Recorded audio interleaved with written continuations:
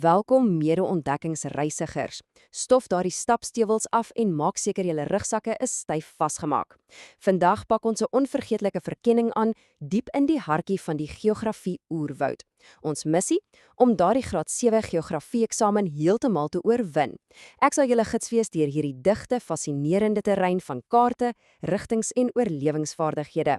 In hierdie oorsig gaan ons elke liewe hindernis saam trotseer en daardie bronmateriaal ontrafel. OK, kom ons duik direk in.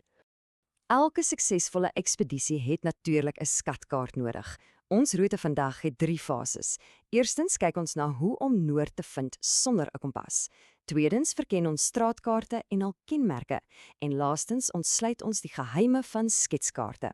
Reg, kom ons beweeg na ons heel eerste sone. Sone 1.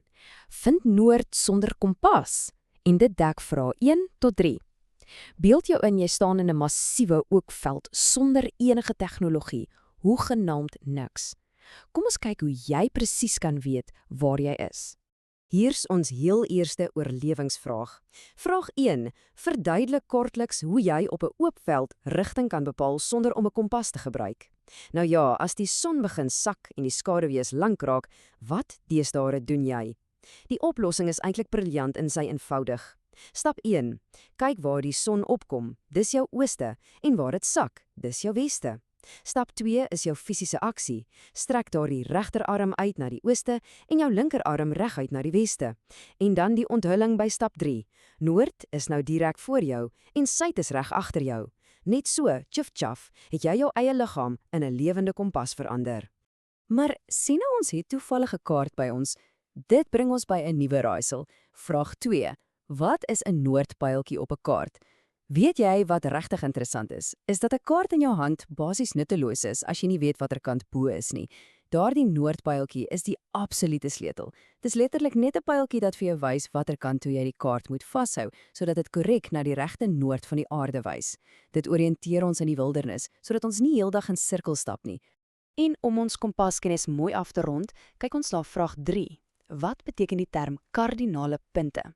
Dis die absoluut onmisbare gereedskap in enige ontdekkingsreisiger se oorlewingspak.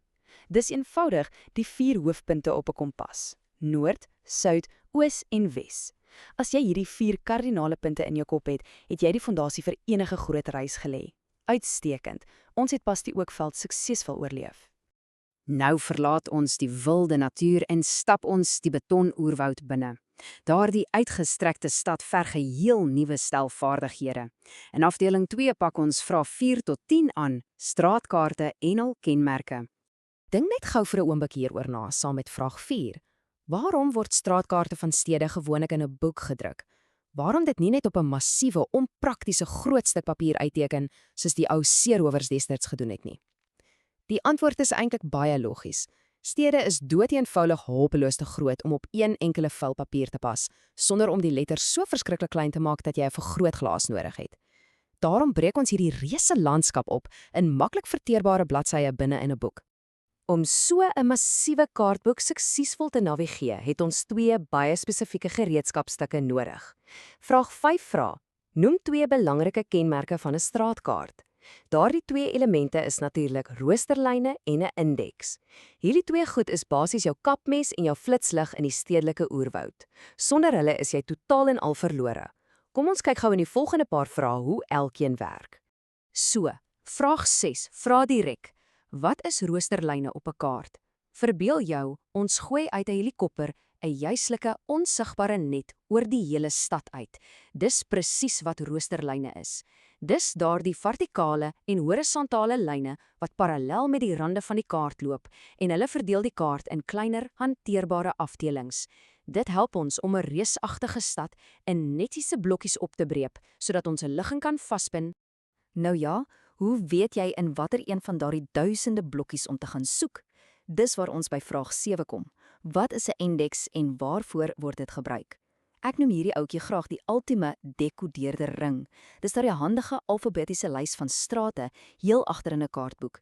Dit ontsluit die hele raaisel deur die straatnaam, die bladsynommer, die voorstad en die roosterverwysing vir jou te gee.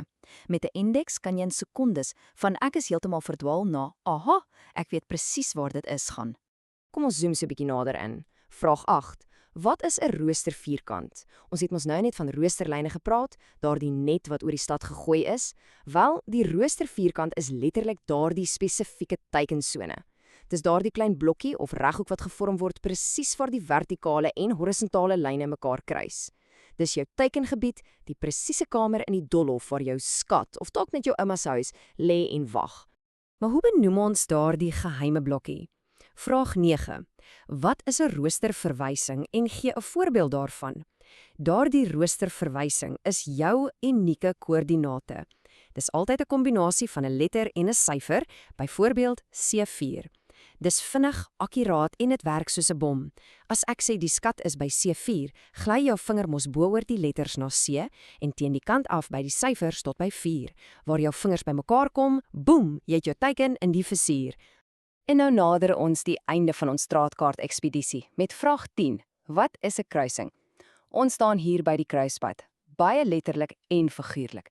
Die definisie is uiters reguit vorentoe. Dis eenvoudig die punt waar twee of meer strate mekaar kruis. In enige stedelike verkenning is kruisings krities, want dis natuurlik waar ons besluite moet neem. Draai ons links, regs of hou ons net blindelings reguit aan? Sjoe, julle doen fantasties. Ons begin nou met die finale been van ons uiterste verkenning.